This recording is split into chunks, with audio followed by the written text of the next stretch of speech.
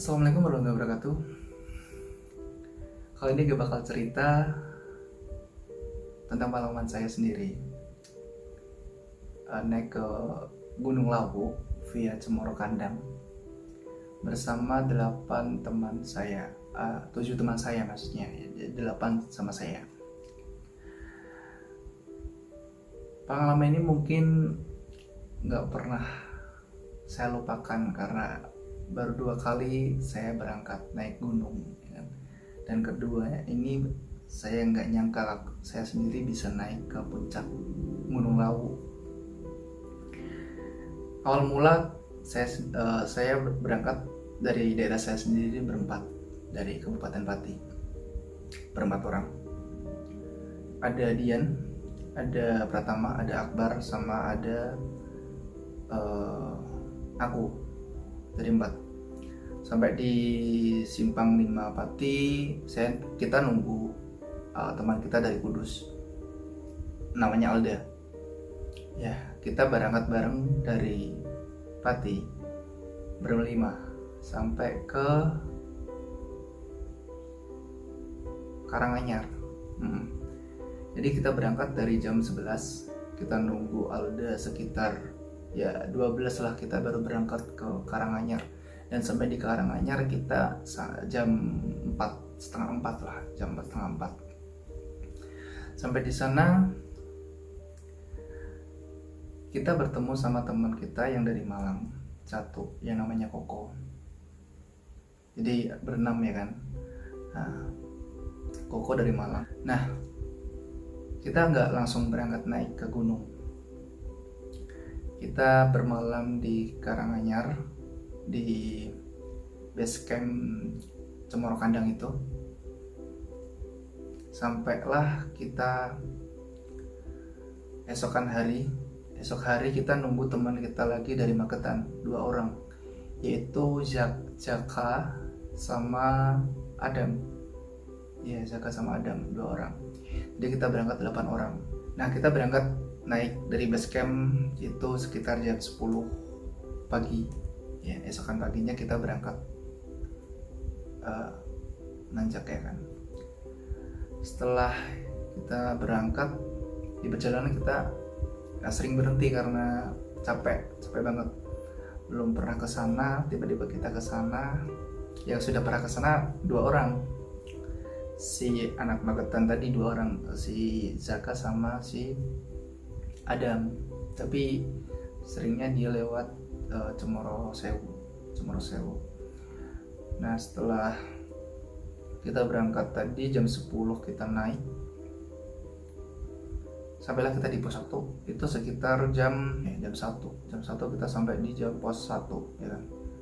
Kita jam 1 kalau nggak jam 12 lah setelah sampai di pos 1. Di perjalanan mungkin lama karena kita sering berhenti, jadi perjalanan lama. Di pos 1, di base camp sampai pos 1 itu belum ada kejadian apa-apa. Sampailah kita berangkat lagi dari pos 1 ke pos 2. Nah, di pos 1 ke pos 2 itu kita sama berjalan pelan. Kita saya sendiri sama Akbar itu dari paling belakang. Nah, yang lucunya itu si Dian ini sebelum dia berangkat dia tuh mandi, padahal cuaca di sana itu dingin banget. Dia pikir setelah mandi tubuhnya bisa hangat, tapi enggak. Dia mandi pagi hari sampai naik gunungnya itu dia pakai baju singlet, singlet ya pokoknya. Mungkin dari situlah dia merasa kayak masuk angin ya kan, masuk angin. Jadi di pos 1 nggak apa-apa, di pos 2 itu si Dian itu merasa kayak masuk angin. Jalannya pelan, sering berhenti, sering break dulu ya, bilang gitu kan. Setelah di pos 2 kita berhentilah sejenak. Nah, itu di situ ada warung tuh ya, ada warung, ada base camp, bukan base, ada tempat buat istirahat gitu kan, istirahat. Terus di bawahnya itu ada jerami, kita tidur di situ. Aku, Akbar, Dian itu tidur istirahat sebentar di situ. Dan ke 5 orang itu turun. Jadi di pos 2 itu ke bawah sedikit itu ada kawah. Pasti kalian yang sudah pernah ke Cemoro Kandang itu pasti tahu lah, ada kawah di situ kan, di kawah. Nah, ini sebelum sampai di pos 2 itu kan kita sering berhenti ya kan. Saya itu makan roti karena mungkin lapar ya kan, dari bawah belum sarapan. Sebenarnya udah sarapan tapi masih lapar. Makan roti cuma 3 potong doang. Sampai di pos 2 itu perut itu merasa pengen BAB gitu kan, pengen buang air besar. Tak pikir nggak ada tempat kamar mandi, apalagi di sini tempat-tempat gawat, angker gitu kan. Dan harus terpaksa aku sendiri langsung buang air besar, cari tempat yang kosong gitu. Nah, di jalur kawah itu berlima tadi, orang 5 itu udah di ke bawah. Aku nyusul sambil cari tempat kosong buat BAB gitu. Nah, setelah udah dapet tempat kosong, buanglah air besar di situ. Udah kelar. Setelah itu kan jalan tuh cuma dikit ya, kecil banget dan samping kanan itu udah jurang ya, udah jurang. Setelah saya berhenti sejenak di situ sama Akbar, temenin Akbar, foto-foto lah, ambil video, foto-foto, ambil video. Nah, setelah itu ada 2 orang laki-laki sama perempuan jalan dari atas ke bawah. Jadi kan ke kawah itu turun, pos 2 kawah itu turun. Berdua cewek cowok. Saya tanya, mau kemana mbak? Mas, mau ke kawah gitu kan. Oh, lurus aja tuh, di situ kawahnya. Tuh teman-teman juga pada di situ semua.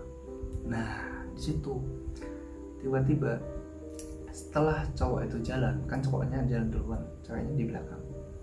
Jadi aku di sini, cowoknya di sini sama ceweknya 2 ini kan lewat di belakang saya. Setelah ceweknya itu lewat setelah saya, tiba-tiba tubuh saya, badan saya ini berbalik mengarah ke cewek itu sambil jatuh.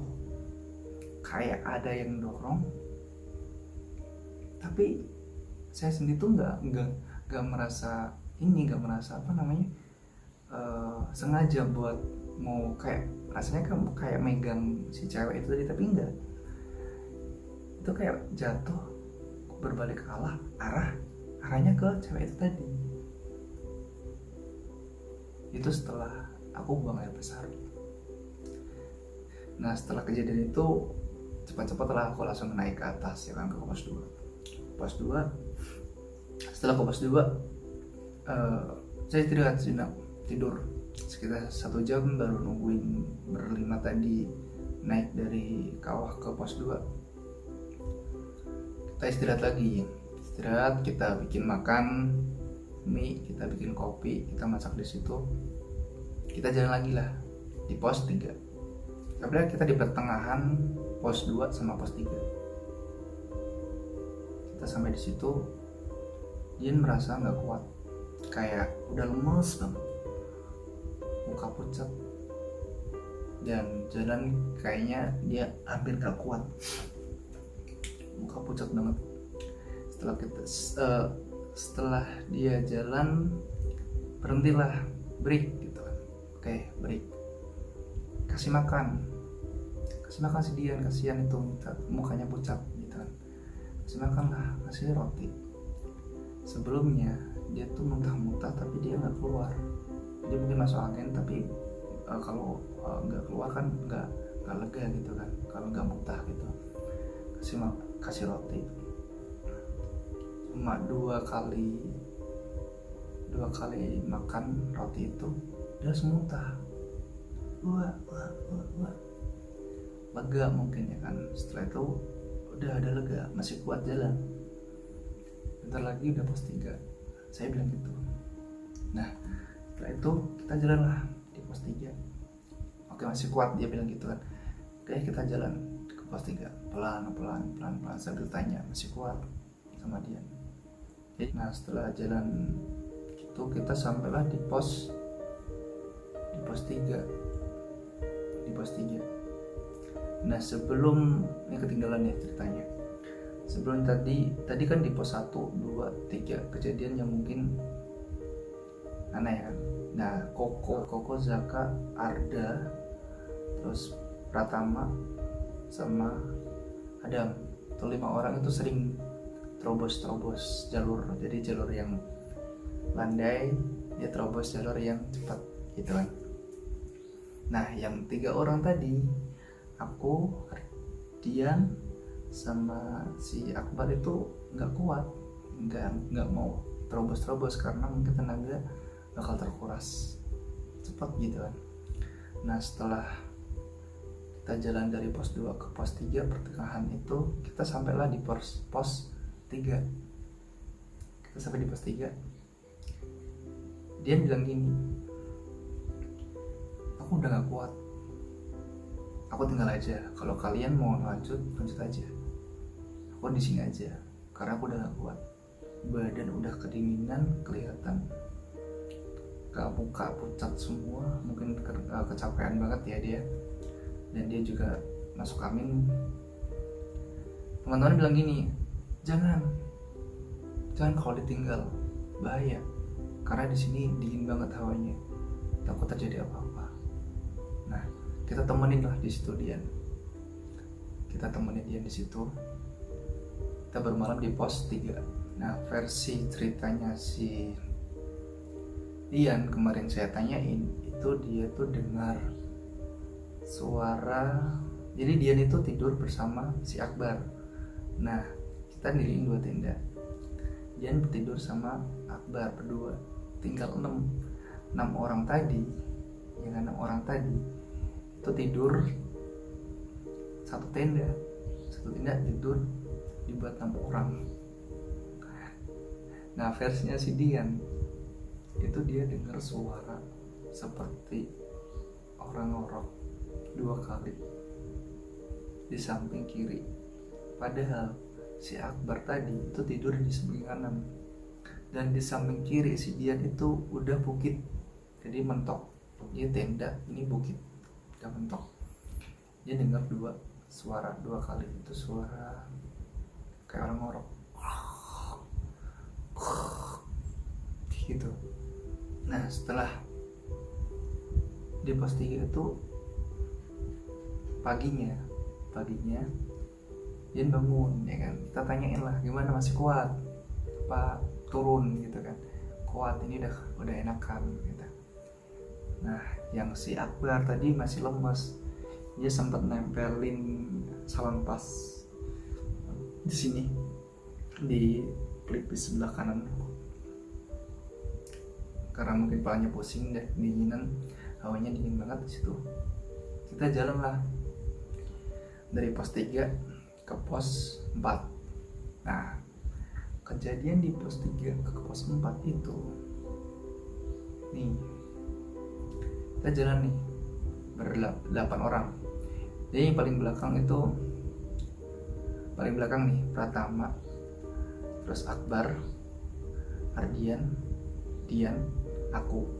Depanku kayaknya tuh si Arda, Adam, terus Jaka sama Koko. Nah itu urutannya kayak gitu. Yang sebelumnya kita udah sampai di pertengahan, kayaknya udah sampai di pertengahan di pos 3, pos 4. Nah Yang sebelum jadi sebelum kita berangkat kita udah janji dulu, kita nanti jalan jangan nebal, jangan jalan potong, karena kita ngirit tenaga. Posisi itu kita udah kehabisan air, udah nggak punya air. Lucunya yang sebelumnya si Akbar tadi nggak pernah namanya nebal atau motong jalan, itu dia punya pemikiran mau motong jalan. Nah, aku sendiri sih kaget, nggak kayak biasanya nih anak. Biasanya tadi aja dia jalan lambat banget, pelan gitu kan, tapi kenapa dia nebal? Oke, kita jalan nih, setelah jalan si Akbar tadi itu udah nebal udah di atas. Kita sampailah sama si Akbar, ketemu ya kan, ada jalurnya pas. Nah, kedua kalinya dia mau nebal lagi, dia tanya sama si Pratama di belakangnya, "Mak, lewat sini aja lebih cepat." Si Pratama jawab, "Gak ada jalurnya di sini, gak ada ujungnya, gak usah, ini tetap naga." Dia bilang gitu. Tapi tiba-tiba si Akbar tadi langsung terobos ke jalan motong itu. Jadi kita yang lurus, dia belok kanan lurus, nanjak. Menurut dia, versinya dia, itu jalan ada tembusannya. Di depan mata dia itu ada bekas sampah plastik, makanan ringan, sama putung rokok, yang mungkin menurut dia itu jalur dilewatin orang. Otomatis dia jalan sendiri, itu berarti dia ganjil. Padahal mitos tidak diperbolehkan berangkat atau naik gunung jumlah ganjil. Kita berangkat 8 orang, si Akbar jalan sendiri memotong jalan, berarti dia sendirian ya, berarti ganjil. Berarti masih sisa 7 di aku sama yang lain, itu berarti ganjil. Kita jalan bertujuh itu ke depan. Kita tanya sama Pratama, si Akbar kemana gitu. Dia motong jalan, ada tembusannya nggak itu?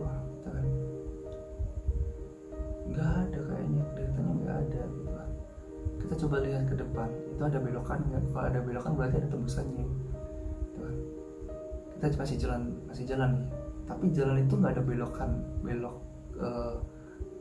miring gitu kan. Beloknya seharusnya kan kalau tembusan gini beloknya kayak gini kan ya, tapi itu enggak, itu tuh lurus, masih jauh sekitar 1 kilo. Bayangin 1 kilo jalan, berarti jalan potongan tadi yang dilewatin si Akbar tadi itu nggak ada tembusannya gitu, nggak ada tembus ke situ. Nah, setelah kita sampai di mungkin 1/4 mau sampai ke pos 4 ya kan, mau dikit lagi sampai ke pos 4, kita mikir si Akbar kemana. Kita tanya, iya si Akbar kemana ini? Kita nunggu sekitar 20 menit, dia nggak ada yang muncul. Kita punya inisiatif, kita teriak, kita manggil, ada rekamannya. Kita teriak, si Koko teriak, manggil nama Akbar. Di pikiran kita, aduh, bakal ada berita baru nih di Gunung Lawu, ada yang hilang. Pikiran kita di situ. Koko teriak nih, Akbar, Akbar, dia teriak. 4 kali dia teriak, nggak kedengeran. Tikungan.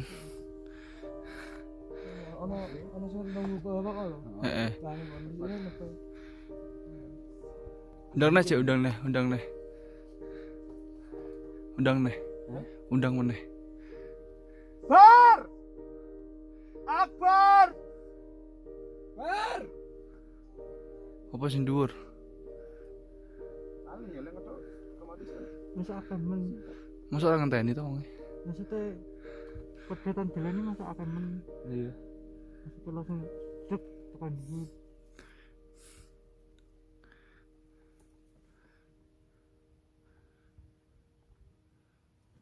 Berhentilah kita di situ sekitar 1 jam nungguin si Akbar. Nggak sampai dia. Tiba-tiba depan saya. Jadi kita bertujuh. Yang 4 udah jalan dulu.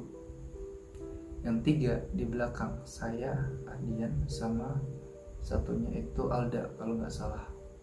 Ya, belakang. Depan saya itu ada burung. Kelihatannya itu burung jalak. Ya, burung jalak laut. Burung jalak itu berjalan, bukan terbang. Jadi jalannya pelan-pelan. Itu udah lama banget pelan-pelan. Sempat ada videonya, saya videoin itu burung.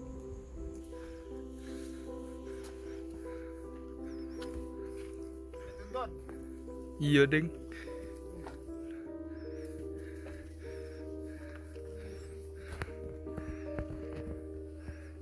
Met bah. Menurut saya sih itu burung memberi kabar baik buat kita. Setelah kita jalan, burung itu terbang. Setelah burung terbang sekitar 10 menit atau 15 menit, saya kan di belakang pohon 4 orang tadi itu dari depan. Saya dengar cerita kayak suara si Akbar. Hoi, 2 kali dia cerita. Saya teriak lah, Bar. Dia nyaut, hoi, entah ini. Dia bilang gitu, tungguin Akbar. Saya bilang, Waalaikumsalam Akbar, entah ini woi. Nah, setelah kita tungguin sekitar 2 menit, dia baru nongol, kelihatan dari bawah. Itu benar Akbar. Terus kamu di gue ya, tanya, dari mana kamu? Udah nanti saya ceritain. Dia bilang gitu, mungko tak ceritain. Dia naik. Setelah dia sampai nemuin saya, kita berhenti sejenak. Saya tanya sama si Akbar, dari mana tadi kamu? Jangan diulangin lagi kayak gitu. Jangan nebal-nebal. Ya kalau ada tebusannya, kalau enggak terjadi kan sama kamu. Coba jadi neh.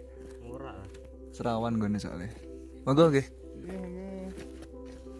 Monggo. Si Akbar bilang, tadi itu dia nemu nemu makanan ringan, sisa makanan ringan, plastik gitu kan, bungkus makanan ringan, ya bercacar, sama putung rokok yang bercacar ya kan. Dia pikir itu jalan orang, dan berapa menit kemudian dia bertemu sama burung jalak. Dia bertemu sama burung jalak, di depannya enggak, ya sama kayak tadi, enggak terbang, tapi dia cuma jalan. Dari situlah dia baru sadar kalau dia itu sendirian di atas, di di tempat tadi yang dia jalan motong jalur itu, dia sendirian. Putarlah dia balik turun, barulah dia sadar bahwa jalan tembusan tadi itu ada pelang bertulis dilarang lewat sini. Dari situlah dia baru sadar. Padahal dia bilang sebelumnya dia nggak tahu kalau di situ ada pelang dilarang lewat situ. Kagetnya si Akbar di situ. Nah, dari situ dia bingung, sendirian udah di situ. Jalanlah dia di atas, sampailah ketemu sama rombongan itu dan dia teriak. Alhamdulillah dia ketemu dia dengar teriakan saya. Dan versinya si Akbar lagi, dia teriak, tapi kita nggak kedengeran. Dia teriak panjang banget. lama banget, tapi dari 7 orang kita tadi nggak kedengeran suara dia. Dan juga sebaliknya, kita teriak ke Akbar, Akbar yang kedengeran suara kita. Nah setelah kita jalan di pos 4, kita di pos 3 sampai ke pos 4, sampailah kita di pos 4. Sampai kita di pos 4, kita ceritalah apa yang terjadi tadi, ya kan. Sambil minum, karena kita gak bisa minum dari di situ, kita beli minum di situ kan. Naiklah kita ke pos 5. Udah, kita istirahat, kita turun, kita naik ke puncak. Naik ke puncaknya itu sekitar jam 12 siang. Ya, jam 12 siang kita sampai di situ. Kita turun, kita foto-foto di situ. Kita turun sekitar jam 3. Pemikiran kita berdelapan, kita turun lewat di candi, di Cemoro Sewu. Jadi mungkin lebih cepat gitu kan, karena kalau seandainya kita diturun di Cemoro Kandang mungkin lebih lama. Kalau jam 3 dari Cemoro, dari puncak, mungkin dari sampai ke Cemoro Kandang itu bisa jam 9 malam. Nah jangan sampai dapat maghrib. Nah di situ kita takut dapat maghrib. Nah setelah kita turun dari jam setengah 4, jam 3 kita turun lewat Cemoro Sewu, jalan berbatu-batu ya. 8 orang tadi itu yang 4 orang, 3 orang udah jalan duluan di depan. Koko, Zaka, Pratama itu udah jalan cepat. Kita ketinggalan lah, aku, Arda, si Akbar, Dian sama Adam itu di belakang, 4 orang di belakang. Yang 3 udah duluan. Pelan-pelan sampailah di pos 2, bukan di pos 2 ya, di pos 3. Sampailah kita di pos 3. Di pos 3 itu aku sama si Alda, jadi berdua. Jadi yang ketiga, yang Akbar, Adam sama si Akbar, Adam sama si Dian tadi masih di belakang. Jadi saya masih di 2 tadi udah sampai di pos 3. Setelah itu kita turun lagi di pos 2. Belum terjadi apa-apa, itu sekitar jam 3:30, jam 4. Setelah di pos itu kita jalan lagi, saya jalan lagi sama si Alda. Kita sampai di pos 1, di pos 2 ya. Di pos 2 itu kita bertemu, aku, Dian, terus Akbar, Alda sama Akbar. 5 orang tadi bertemu di pos 2. Kita cari minum, gak ada, adanya cuma teh hangat. Kita beli 2 teh hangat di situ. Setelah itu nih kita turun di pos 2 ke pos 1 ya. Lama banget, ternyata kita emang mikirnya udah jangan sampai kita dapat maghrib. Nah setelah itu kita turun sampai kita ditinggal, malah yang belakang itu aku, Akbar sama Dian itu paling belakang. 2 orang tadi, si Adam sama si Alda itu udah jalan dulu. Sampailah 3 orang tadi, rombongan saya tadi yang bertiga itu sampai jam setengah 6, hampir maghrib. Rasa kuping sebelah kiri saya itu panas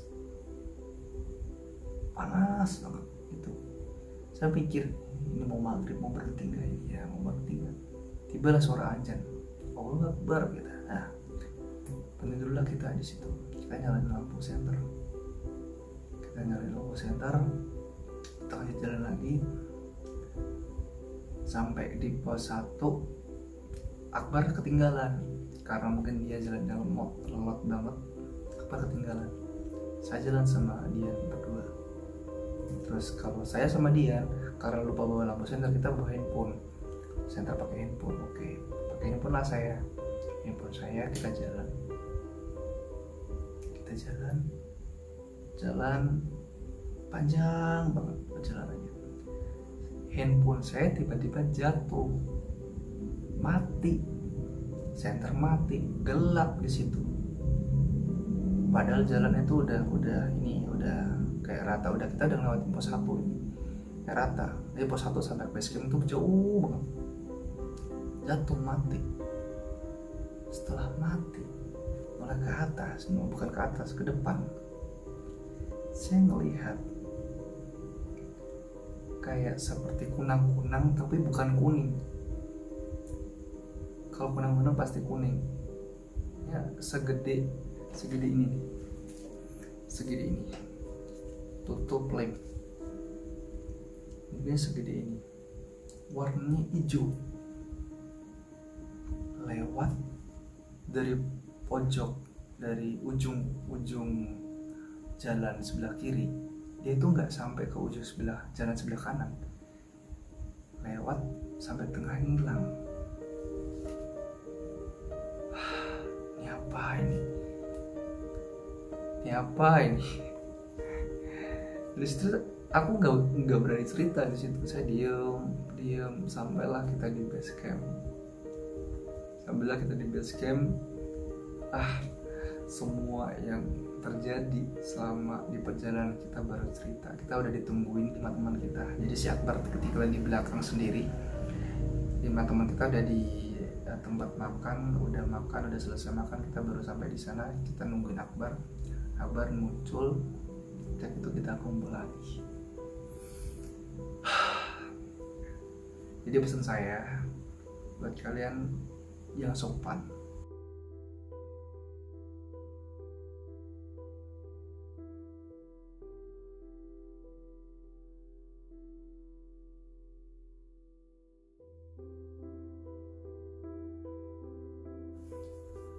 Oke, sekian cerita saya kali ini.